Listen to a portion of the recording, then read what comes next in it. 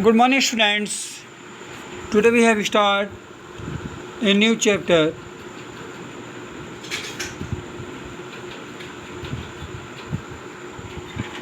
Accounting, basic accounting term.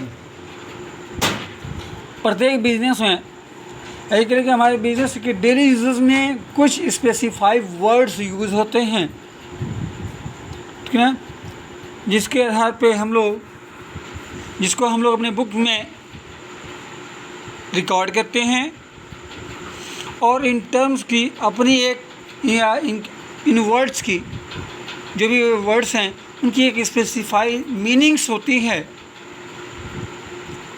जिसको हम लोग कहते हैं accounting terminology. Means that today we have discuss about the accounting terminology. First, business transaction. Business transaction क्या होता है कि किसी भी कमोडिटी का या किसी भी सर्विस का वन प्लेस से लेके दूसरे प्लेस को ट्रांसफ़र होना, है ना, फाइनेंशियल पोजीशन में ख़ास तौर से. इसमें किसी एसेट्स, लायबिलिटी और कैपिटल के चेंज में यह होता है. इसके the main features of transactions are it involve an economic activity. इसमें सिर्फ हम लोग अगर कोई if a businessman purchase furniture for their in cash और carry it, that's called a transaction. But if he purchase furniture for household, that's not a transaction. मतलब कि transaction में वही चीज़ें इंक्लूड होंगी जो हमारी व्यापारिक चीज़ें हैं जिससे हम अपने बिजनेस में रन करते हैं. अगर if we have purchase for their house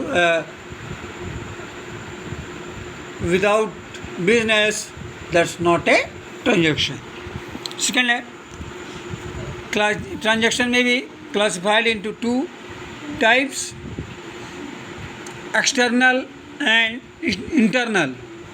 external transaction दो जो involve economic activity between two independent business entities such as purchase and sale of goods, है ना. और इंटरनल क्या होता है? इंटरनल ट्रांजैक्शन और दो economic activity that take place entirely within one business entity such as depreciation charge on fixed assets. Financial position में change होना. अब सेकेंड बात आती है हमारी इवेंट्स. इवेंट्स क्या होता है? Event is a result of transaction. For example,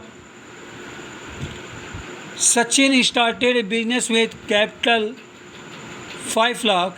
he purchase goods for 4 lakh for cash and sell third upon 4 of this goods for 3,80,000.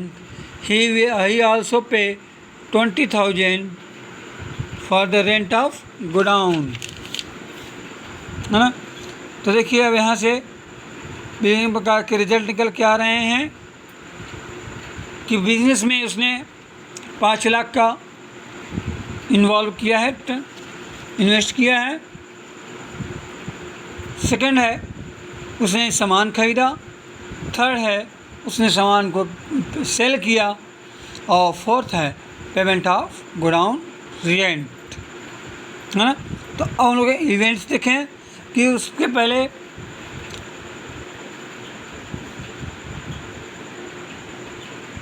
उसने सेल कितने से किया? 3,80,000, है ना. वह कितना रहा है? 3/4. मतलब कि अब उसने कितने से टोटल सामान खरीदा था, 4 लाख का, उसका 3/4 3 लाख है ना। अब उसमें गोडाउन रेंट को अगर जोड़ दें 20,000, तो ये हो गया 3,20,000। दैट्स वी हैव, अगर इसको माइनस करते हैं, that's we have gain the profit, that's a event 60,000 है ना। अब देखते हैं अकाउंट्स। अकाउंट क्या होता है कि किसी भी ट्रांजैक्शन को, है ना, उसको एक ही जगह पे रिकॉर्ड करना, एडिट करना, सब्ट्रैक्ट करना जो है, ये सब हमारा कहलाता है अकाउंट्स। जैसे मान लीजिए अगर हमने राम का अकाउंट बनाना है, तो उससे हमने कितना सामान लिया और कितना सामान उसको दिया, जो भी ये दोनों ट्रांजैक्शन जो है हम एक ही प्लेस पे लिखना ही हमारा क्या है, अकाउंट कहलाता है। क्या और अकाउंट में 2 पार्ट होते हैं। अकाउंट्स में 2 पार्ट होते हैं, एक होता है डेबिट साइड और एक होता है टू साइड। सॉरी, अकाउंट में 2 साइड होते हैं, है ना। एक होता है डेबिट और एक होता है क्रेडिट। डेबिट को हम लोग DR से डिनोट करते हैं और क्रेडिट को CR से।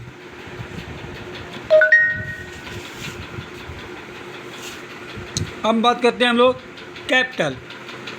कैपिटल क्या होता है? It's refer to amount invested by the proprietor in a business enterprises.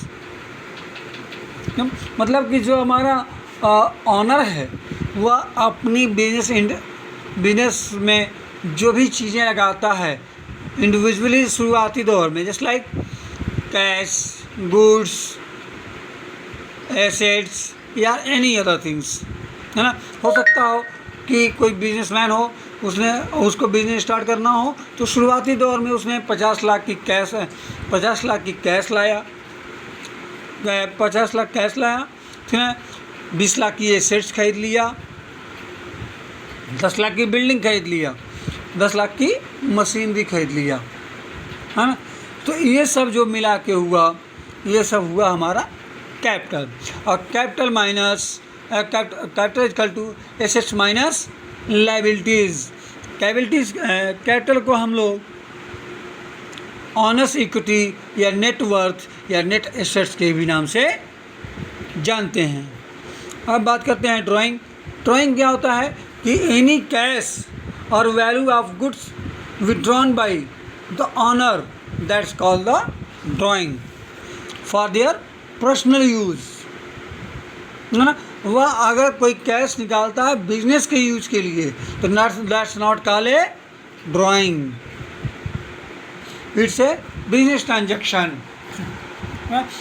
If he मान लीजिए मिस्टर राम थे, इन्होंने एक कार खरीदी जिससे कि घर के लिए था, तो वह जो है आपका ड्राइंग कहलाएगा। अब बात करते हैं लायबिलिटी। लायबिलिटी जो है वह क्या होता है कि फर्म के जो भी हमारे आउटसाइडर्स हैं उनको पेमेंट करना ही हमारा लायबिलिटी कहलाता है। Just like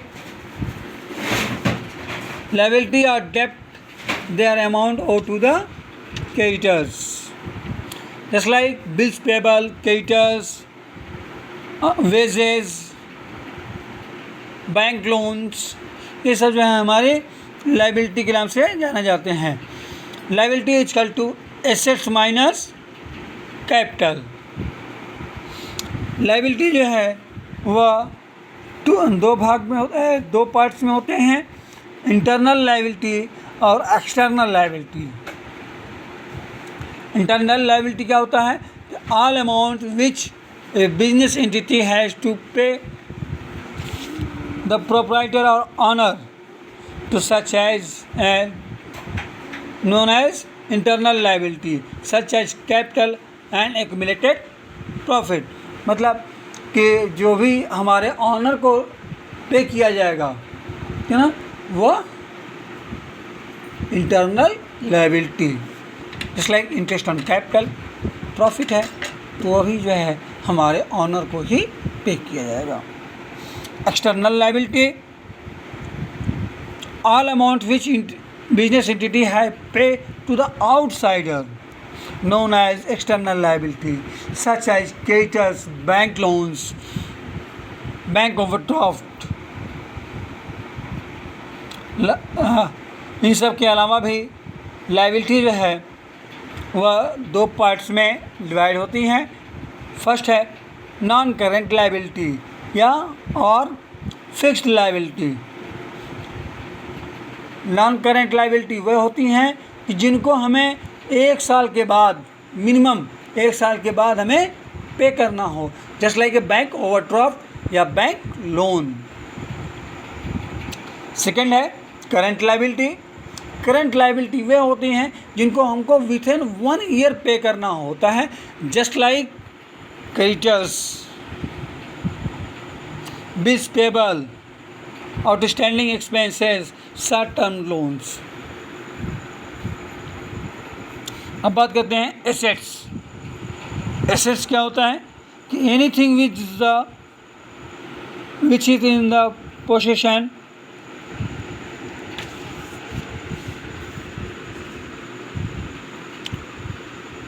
in the property of a business enterprises, including the amount due from other is called an assets।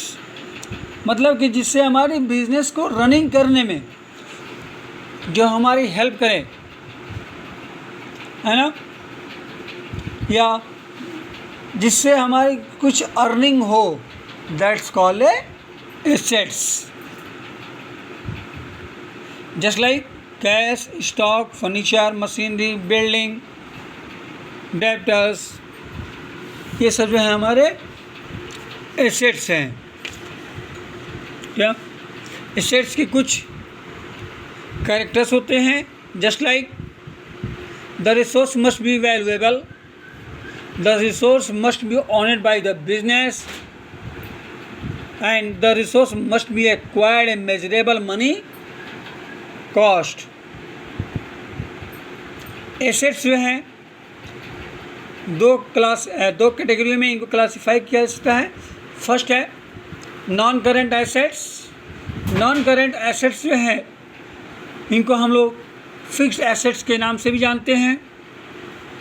Non current assets वे होते हैं जिनको ना तो जल्दी हम बेच सकते हैं और ना ही जल्दी खरीद सकते हैं, मतलब जस्ट लाइक बिल्डिंग, मशीनरी, है ना, और इनका जो है हमें बेनिफिट्स लॉन्ग टर्म तक मिलता रहता है, just like plant machinery, computer, motor vehicles and others. Fixed assets जो है ये दो प्रकार के होते हैं, टेंजिबल और इनटेंजिबल। टेंजिबल एसेट्स वे होते हैं जिनको हम लोग देख सकते हैं, छू सकते हैं और महसूस कर सकते हैं, just like building, motor car, computer, है ना, फर्नीचर, स्टॉक, ये सब जो हैं हमारे टेंजिबल एसेट्स हैं। इनटेंजिबल एसेट्स वे होते हैं जिनका फिजिकली कोई भी अस्तित्व नहीं होता है, just like copyright, goodwill, patent, computer software, prepaid expenses, ये सब जो हैं हमारे इंटेंजिबल एसेट्स हैं।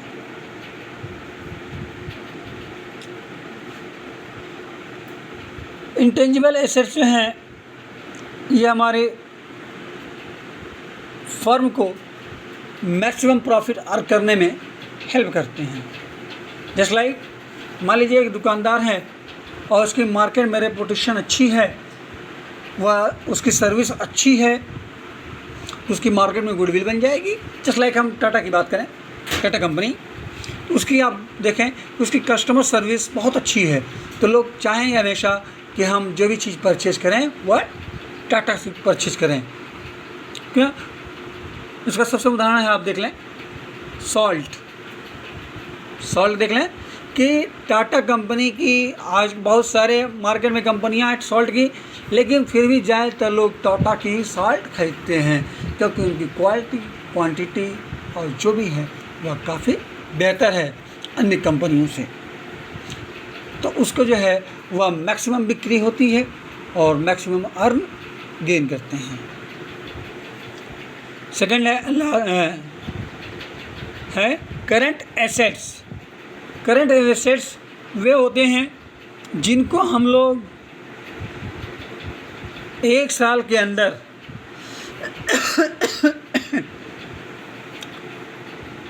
सेल कर सकते हैं, है ना, जस्ट लाइक, या फिर उनको हम लोग कैश में कन्वर्ट कर सकते हैं जिनकी जीवन काफ़ी कम होता है, जैसे cash, debtors, stock, bills receivable, है, ये सब हमारे कैश करंट एसेट्स होते हैं।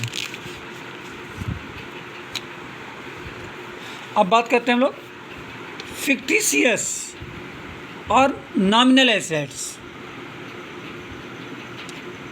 These are assets which cannot be realized in cash or no further benefit or be derived from these assets.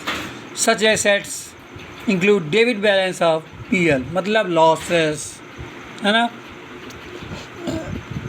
And ऐसे एक्सपेंडिचर जिनको हम लोग तत्काल रिटर्न ऑफ नहीं कर सकते, जस्ट लाइक है एडवर्टाइजमेंट। अब एडवर्टाइजमेंट क्यों? क्योंकि भाई एडवर्टाइजमेंट जो होता है वह हमारा शॉर्ट टर्म के लिए तो होता नहीं। आज हमारा कोई एडवर्टाइजमेंट हो रहा है, हो सकता हो 3 साल, 5 साल, 10 साल के लिए वह उसका हमें बेनिफिट मिलेगा। जो एडवर्टाइजमेंट है वो भी हमारी एक तरह से एक्सपेंसेस ही है और ये हमारे एसेट्स में इंक्लूड होती है। नेक्स्ट बात करते हैं हम लोग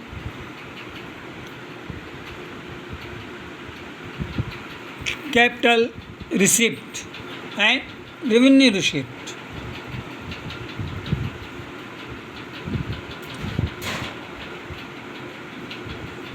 रेवेन्यू कैपिटल रिसिप्ट वे होते हैं जिनको हमें किसी फिक्स्ड एसेट्स को हमें सेल करने पे हमें रिसिप्ट हो, है ना। और वहीं रेवेन्यू जो है वह हमारे जो जिसमें बिजनेस रेगुलर कर रहे हैं उससे जो रिसिप्ट होती है उसको हम लोग कहते हैं रेवेन्यू रिसिप्ट। कैपिटल रिसिप्ट जो है वह हमारे बैलेंस शीट में बढ़ने पे लायबिलिटी साइड में, और रिडक्शन होता है अगर कम होता है तो वह एसेट साइड में शो किया जाता है। कैपिटल रिसिप्ट्स क्या होते हैं इसके एग्जांपल देखें कि amount received from the sale of fixed assets और investment, capital contributed by the proprietors, partners, or money obtained from the issue of share debentures in case of company, and amount received by way of loan. Revenue receipt देखें, money obtain from sale of goods. Second है commission and fee receive from the service rendered. Third है interest and dividend receive from on the investment. आज के लिए इतना ही। Other classes we have discuss another.